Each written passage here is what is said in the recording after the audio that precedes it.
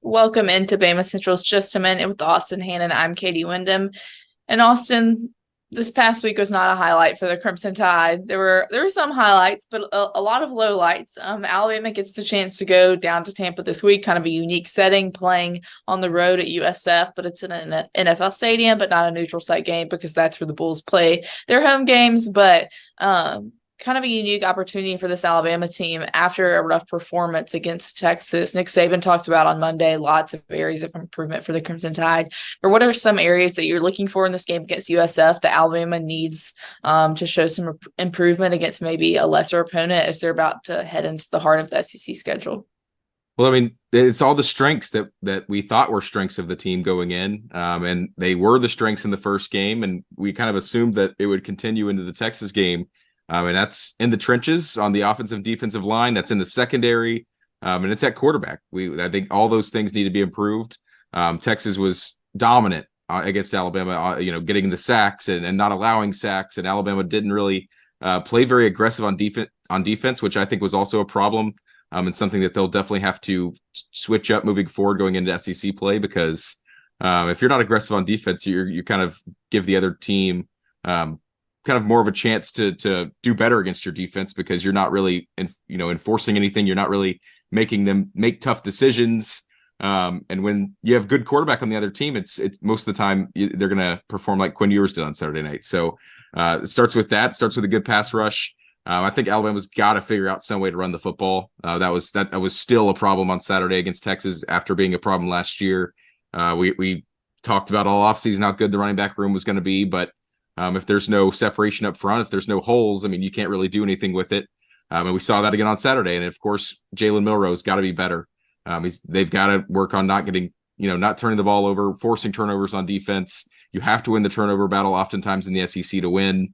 And then so there's a lot of things. And then the secondary, I mean, there were so many just busted up coverages, missed assignments, and all kinds of things. And they have young players in there, so it's not surprising that an experienced team like Texas was able to take advantage of that, especially with a play caller like Steve Sarkisian. But they've got to figure something out. And like we talked about on Tuesday on Just a Minute, this is a good opportunity, right? I mean, USF's not a good football team. They only won one game last year. They've matched their win total from a season ago, so already progress from the new head coach in Tampa. But this is an opportunity for Alabama, just like Middle Tennessee State, to kind of get their legs back under them, play some good football, get some other guys in the game and get experience. And then you're full steam ahead with Ole Miss the week after. Yeah, some of the areas you talked about, well, basically just every area on the team except for just special everything. Sounds like special teams A+ last week with Will Riker and James Burnett, but everything else needed some help. Some of the areas, though, you talked about, like the physicality of the defense or even the running game. Alabama came out at the beginning of the Texas game doing those things well. Mm-hmm. And then by the time, especially the defense, the fourth quarter rolled around, which they were out on the field a lot.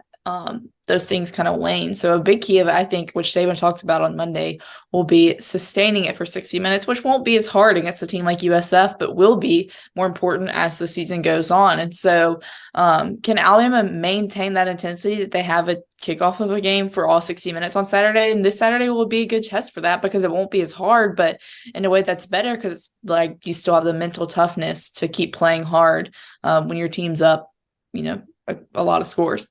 Yeah, the last thing, I think it's interesting that we kind of saw that last week, the inabilities to sustain execution and everything like that, because that's what Saban was talked about a lot of fall camp, if you remember. He opened a lot of his press conferences saying we need to find a way to where we can sustain our consistency and our execution for longer than we are. And it is cool that Saban kind of recognized that. I mean, it shows how good of a coach and how long he's been around, that he was able to kind of notice that was an issue. And then in game 2 of the season, it was already a problem. So, very important, because that was something that Alabama used to be so good at in the past, was really making the other team quit. Like, it was, if you had to go into Bryant-Denny Stadium, or even if you were playing Alabama at home, you had to be able to go toe-to-toe with them for 60 minutes and no less. And there was a huge drop-off in that on Saturday.